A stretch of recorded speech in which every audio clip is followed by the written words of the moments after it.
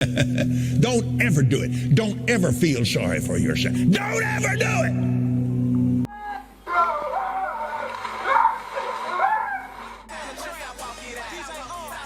People dancing and swag surfing between the pews. You gotta be kidding me! No, don't do this! What if I told you that some of the world's biggest churches are nothing more than money-making machines and a hideout for fraud? Behind those bright lights and sweet sermons, there's a darker reality that you will definitely struggle to believe. Today, we're pulling back the curtain on the most corrupted churches in the world.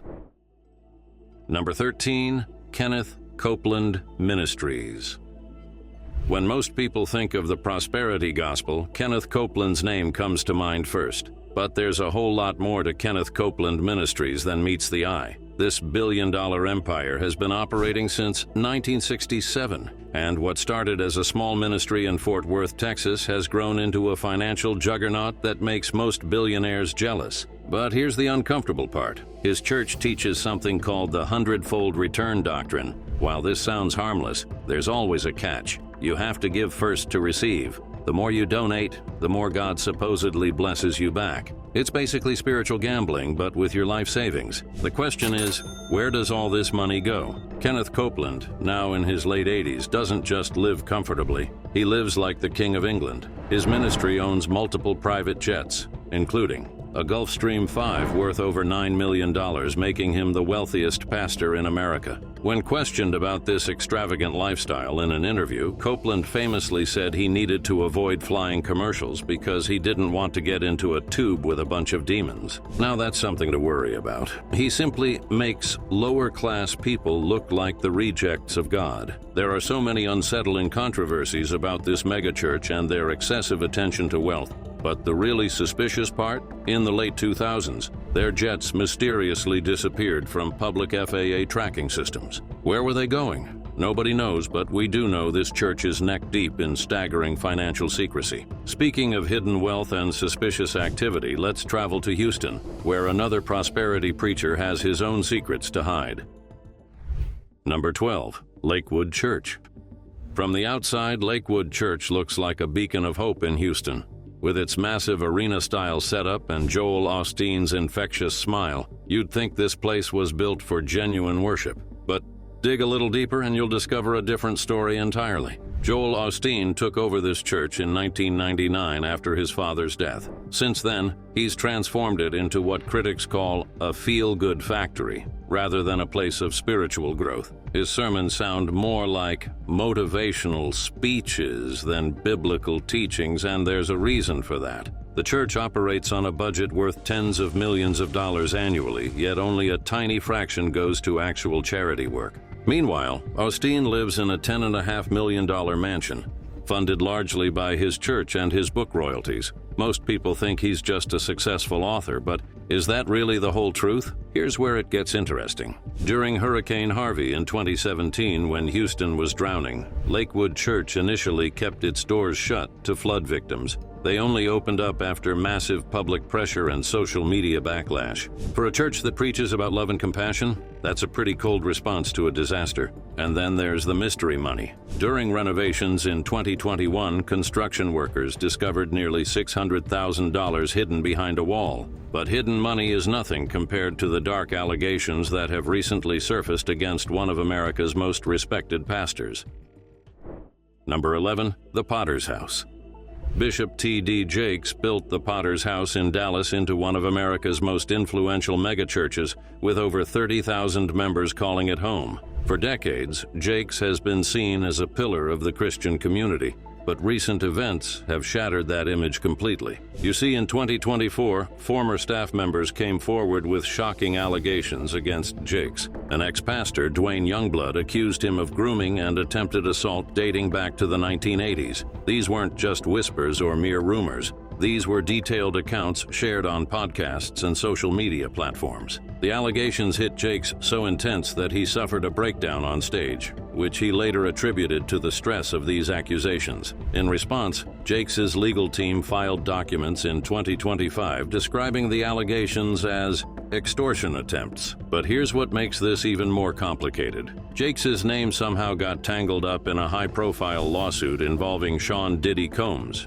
dragging the name of his church along with it into the mud. While the connection wasn't directly related to him, it added another layer of controversy to his already damaged reputation and that of his church. While the controversies were still at their peak, the accuser's brother, Richard Youngblood, came forward with even more allegations involving church trips and inappropriate conduct. When you're dealing with multiple accusers and detailed testimonies, it becomes harder to dismiss these claims as mere attempts at character assassination. Now, if allegations of abuse in America shock you, wait until you see what's coming next.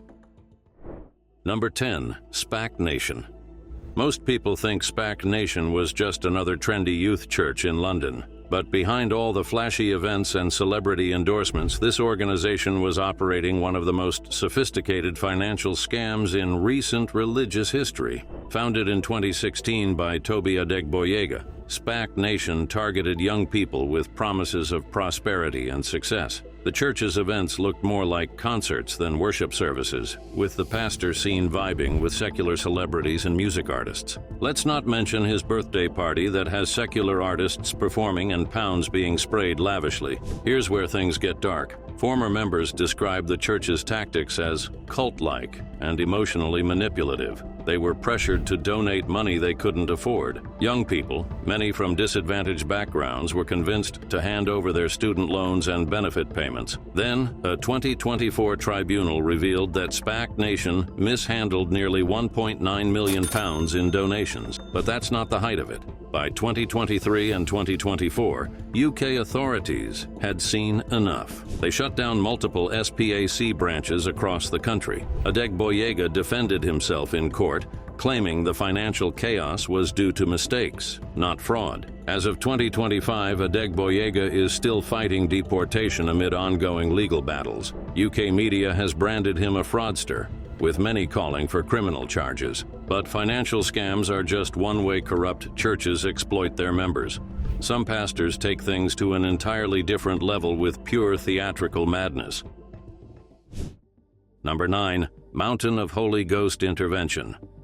The strange things that happen in this so-called church are both shocking and inhumane. Founded by Chukwuemeka Ohanamir, popularly known as Odumeje, this church in Onitsha isn't your typical place of worship. From the moment you walk in, you'll wonder if you're actually in a church or a wrestling theater. This is where the line between dramatic healing sessions and entertainment completely disappears. Let's talk about the pastor a little bit. The man who calls himself weird names like the Lion, Indabaski Pahosi, the Liquid Metal, and Labagu, among 100 others. Odumeje, born in 1982, has quite the backstory. Before claiming to be divinely called, he admitted to joining a teenage armed robbery gang. That's right, from criminal to pastor. Most people would see this as a redemption story, but is that really what happened here? Well, the way he handles his members speaks for itself. His services are like nothing you've ever seen. Believers get dramatically slammed around in the name of healing, while audiences watch in a mixture of shock and awe. Critics believe these miracles are carefully staged theatrics, but his followers would swear with their lives that they're genuine divine interventions. The drama doesn't stop at the church doors. On March 2023, Odumeje was violently arrested after defying state demolition orders.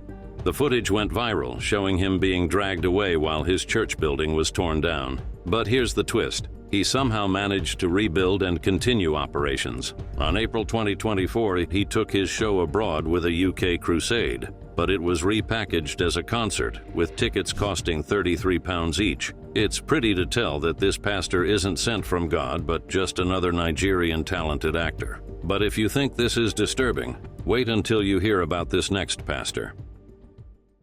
Number 8. Christ Mercyland.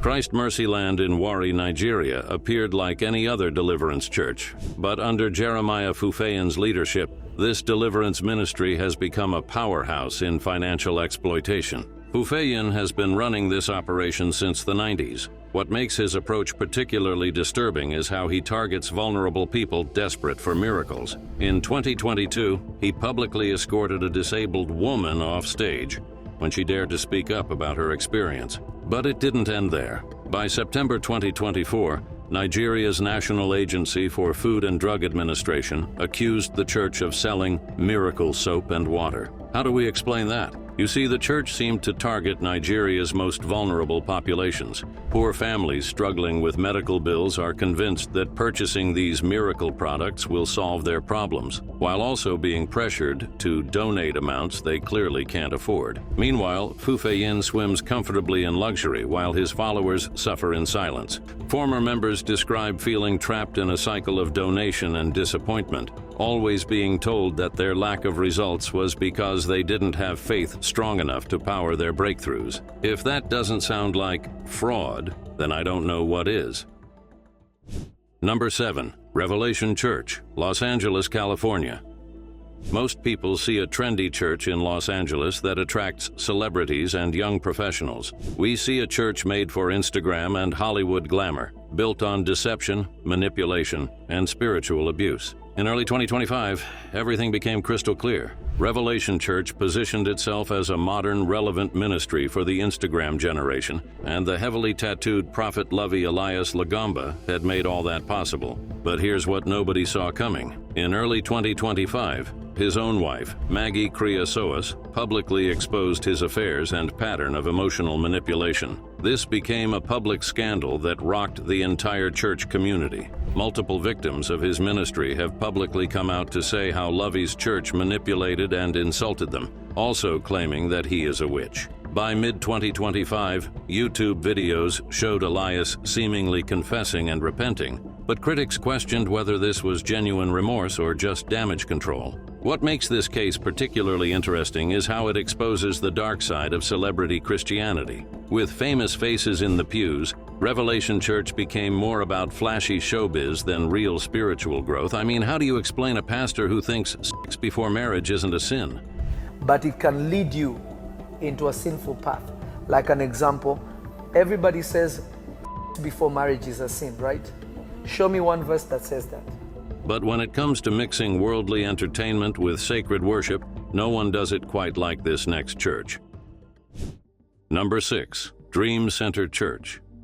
Dream Center Church represents everything wrong with modern ministry's obsession with entertainment over spirituality. Under William Murphy's leadership, this Atlanta-based church has blurred the lines between worship and worldly entertainment in ways that would shock any serious Christian. Born in 1950, the Grammy Award-winning pastor built his ministry around blending worship with 90s hip-hop energy. At first glance, this might seem like a creative way to reach younger audiences, but he appears to have crossed fundamental lines that separate sacred from secular. In early 2024, Murphy shocked many by dancing to explicit secular rap music during a church service. The footage went viral, but not for the reasons he probably hoped. Instead of attracting new members, it sparked outrage among traditional Christians who felt he was mocking the sanctity of worship in his so-called church. But the entertainment controversy is just the tip of the iceberg. Viral 2025 YouTube videos revealed murky finances and hidden budgets that raise serious questions about where donation money actually goes.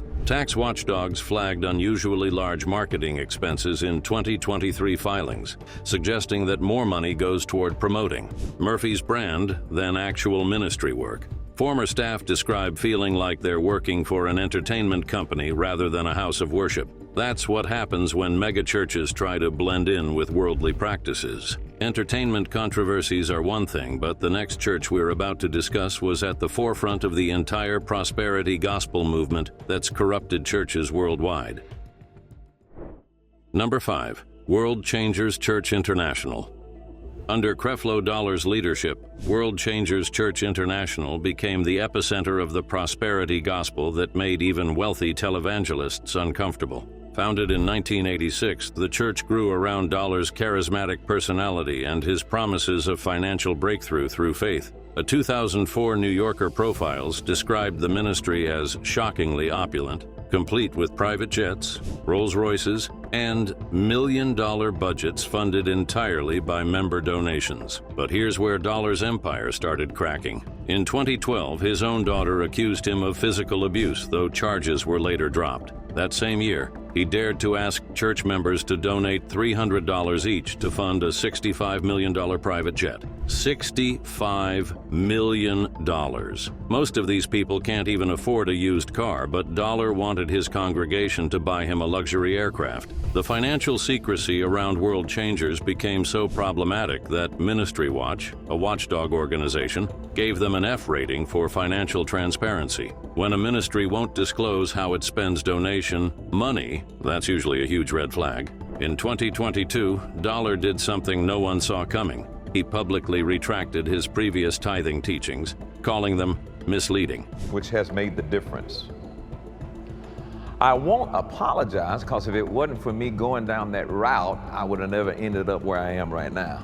After decades of pressuring people, he admitted his approach was wrong. But then, hundreds of families had already been financially shipwrecked by his extreme teachings. Number 4, Victory World. This Zimbabwean pastor, Paul Sanyangore, has built his megachurch on claims so outrageous that they make you question if the members really have a functioning brain in their heads. Sanyangore started his ministry in the 2000s with typical prosperity gospel promises, but he quickly distinguished himself by making increasingly bizarre claims about his divine connections and supernatural abilities. The strangest one so far has been when Sanyangore once claimed to have God's direct phone number. During church services, he literally pulled out his phone, dialed a number, and pretended to have conversations with God himself. The congregation screamed in amazement as he nodded and responded to what he claimed were divine instructions. Is this heaven? Yeah! Is it heaven? Yeah! I have a woman here. Yeah! What do you have to say about her? But the phone calls weren't his only disturbing supernatural claims. He also claimed to have walked on water, defying the very law of gravity. The most controversial moment came when he blessed anointed condoms for his congregation, and he defended it as a legitimate spiritual service, charging money for what he claimed were divinely enhanced contraceptives. Making outrageous claims about divine products is one thing, but staging fake resurrections takes religious fraud to an entirely new level. Number 3, Alleluia Ministries International. Alf Lukau's Alleluia Ministries International broke the internet on February 2019 with one viral video. What happened next exposed the dark side of how far a church can go in faking miracles. Founded in 2007, the ministry positioned itself as a powerhouse of strange miracles, and Lukau built his reputation on bold claims about raising the dead and healing incurable diseases. But his credibility completely collapsed with one poorly planned publicity stunt. In February 2019, Lukau staged what he claimed was a resurrection miracle. A man supposedly came back to life during a church service, with the entire event filmed and shared across social media. The video went viral instantly, but not for the reasons Lukau expected. Man is commanding life. Rise up! Yes! Come on! Come on! Here's what really happened. A funeral home immediately exposed the scam, revealing that no one had actually died. The deceased person was just an actor, and the coffin was empty throughout the entire performance. The funeral home was so outraged by the misuse of their property that they filed a lawsuit against the church. Prosecutors initially considered fraud charges, but ultimately dropped them in July. Former members came forward to denounce what they called fake miracles, designed to manipulate people's faith for financial gain. What more can't these churches do for false fame and recognition? Number 2, Windsor Village United Methodist Church. Many people remember Kirby John Caldwell as the pastor who prayed at presidential inaugurations and built one of America's most influential megachurches. But behind the public accolades, Caldwell was orchestrating a fraud scheme that would destroy his legacy forever. Truth be told, Caldwell built what he called a holistic salvation model, complete with schools, clinics, job training programs, and even a bank. But here's where Caldwell's story took an unusual turn. Between 2013 and 2014, he and an advisor convinced dozens of elderly parishioners to invest approximately $3.5 million in what they claimed were valuable historic Chinese bonds. The victims were told these bonds would provide huge returns for their retirement years, but what they never knew was that the bonds were completely worthless with no financial value whatsoever. Then Caldwell used about $900,000 of that money to pay his debts, including mortgages, credit cards, and luxury purchases. On March 2018, Caldwell was indicted on federal fraud charges. He pleaded guilty and was sentenced to 6 years in federal prison on January 2021. He also had to pay over $3.5 million in restitution, plus a $125,000 fine. This very much explains that things are never the way they appear on the surface. Number 1. New Birth Missionary Baptist. Eddie Long led the New Birth Missionary Baptist Church from 1987 until he died 2017 and built it into a gospel empire with thousands of members and national influence. But in 2010, everything changed when 4 young men filed lawsuits against Long. They accused him of using his position of spiritual authority to coerce them into sexual relationships. And I cannot forget the smell of his cologne. And I cannot forget the way that he made me cry many nights when I drove in his cars on the way home, not able to take enough showers to wipe the smell of him off of my body. Could this really mean that the man of God was also homosexual? The young men alleged that Long pressured them into inappropriate relationships under the guise of spiritual mentorship. In 2011, the church settled the lawsuits without admitting guilt, but the financial payouts suggested the allegations really had some truths in them. Long eventually issued a private apology after settling for $24.8 million, but many felt that wasn't even enough. He continued leading the church until he died 2017, but his legacy remained forever tainted by that one scandal. These 13 churches represent just the tip of the iceberg when it comes to religious corruption worldwide. From fake miracles to psychological manipulation, these megachurches have betrayed the trust of millions of believers. The scariest part? Many of these churches are still operating today, still preaching extreme gospels, still promising miracles that never come to light. But what are your thoughts about these ministries? Do you think they should be shut down completely? Share your thoughts in the comments.